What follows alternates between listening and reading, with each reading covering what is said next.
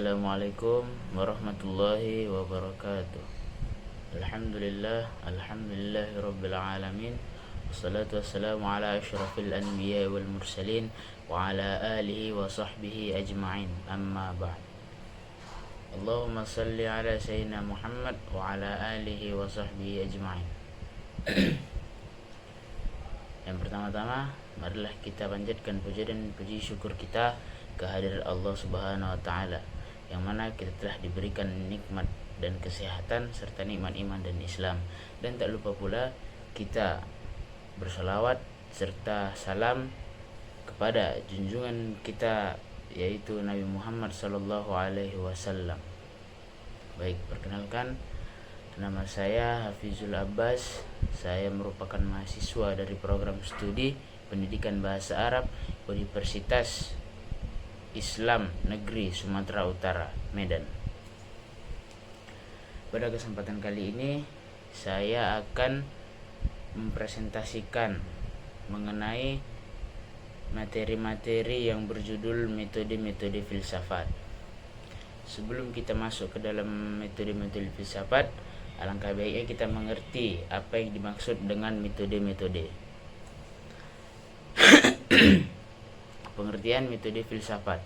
Istilah metode berasal dari kata Yunani, yaitu metodos, yang mana metodos merupakan gabungan antara dua kata, yakni meta dan hodos.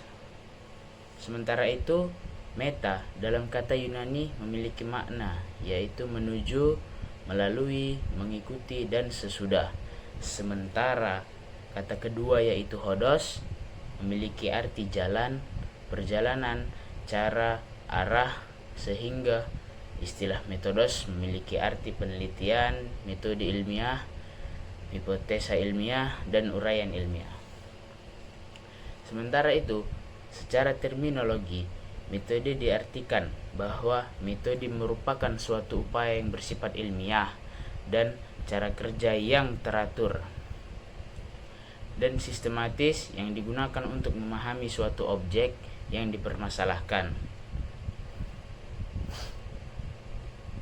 Jan Hendrik Rapper memberikan sebuah penjelasan mengenai metode filsafat, yaitu disiplin ilmu filsafat memiliki sebuah metode sendiri. Namun harus ditegaskan bahwa filsafat sesungguhnya tidak memiliki metode tunggal yang digunakan oleh semua filsuf sejak zaman purba hingga saat ini.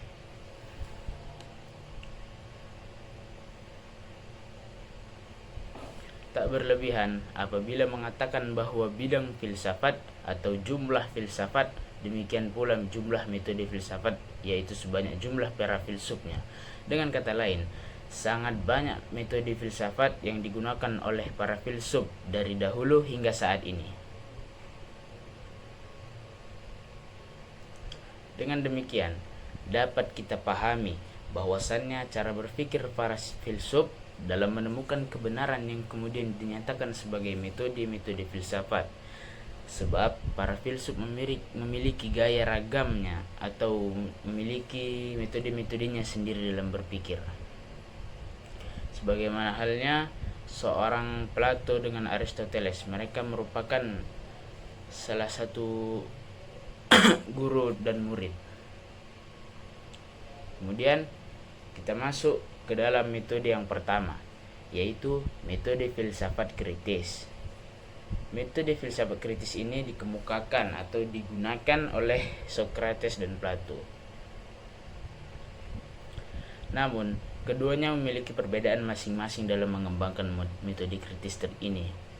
Berikut perbedaan keduanya. Yang pertama ada Socrates. Socrates tidak meninggalkan sebuah karya dalam bentuk tulisan.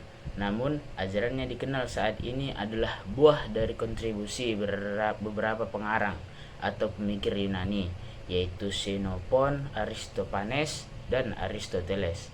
Anton Becker menguraikan bahwasannya gaya berpikir Socrates terbagi dalam dua tingkatan dalam perspektif Aristoteles, yaitu Socrates mau mencari yang umum, yang batiniah di dalam benda-benda, khususnya yang berhubungan dengan manusia. Yang umum dalam pemahaman Socrates, di mana beliau ingin mencari dalam bidang etis, yaitu sejauh menyangkut tingkah laku manusia, kebajikan susila, atau keutamaan yang lain.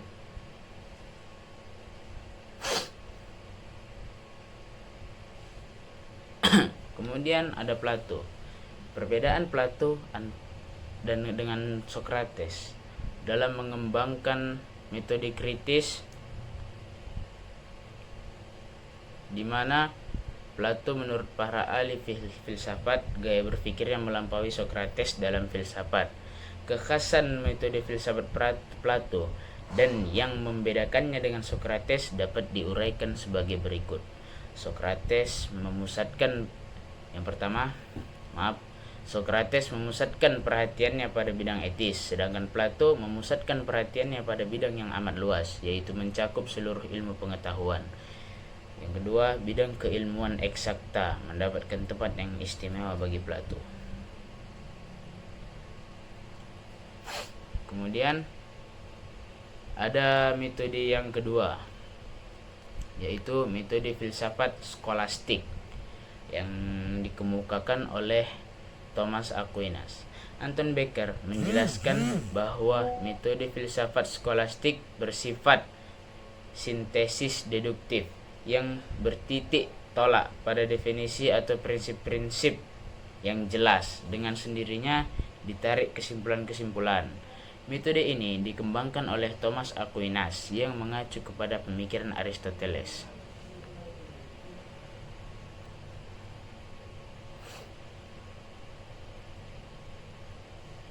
Kemudian ada metode selanjutnya, yaitu metode filsafat intuitif. Metode ini dikemukakan atau digunakan oleh Plotinus dan Henry Bergson. Metode filsafat ini mengajarkan melalui jalan introspeksi intuitif, yaitu menggunakan pemakaian simbol-simbol yang diusahakan untuk pembersihan intelektual beserta pensucian moral, sehingga tercapai suatu penerangan pikiran. Dalam sejarah filsafat, terdapat dua filsuf yang mengembangkan metode filsafat intuitif, yaitu Plotinus dan Henry Bergson. Kemudian masuk ke dalam metode filsafat selanjutnya, yaitu metode filsafat skeptis yang dikemukakan oleh René Descartes. Metode filsafat skeptis yaitu metode filsafat dengan meragukan segala sesuatu merupakan asas berpikir yang menjadi tolak ukur dalam dunia filsafat. Salah satu yang terkenal adalah René Descartes, seorang filsuf berkebangsaan Prancis.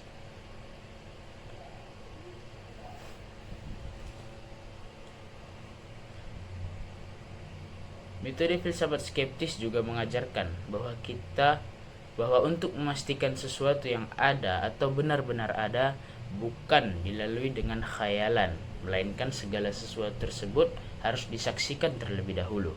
René Descartes menjelaskan bahwa kebenaran yang selama ini diterima sebagai kebenaran haruslah diragukan kebenarannya.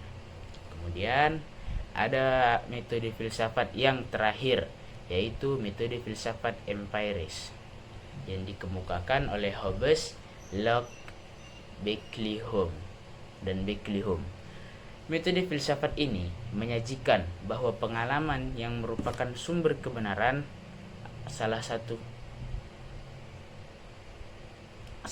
filsuf yang dikenal dengan metode filsafat empiris adalah David Hume, merupakan filsuf berkebangsaan Inggris yang sehingga saat ini pandangannya masih digunakan oleh orang mengenai filsafat empiris.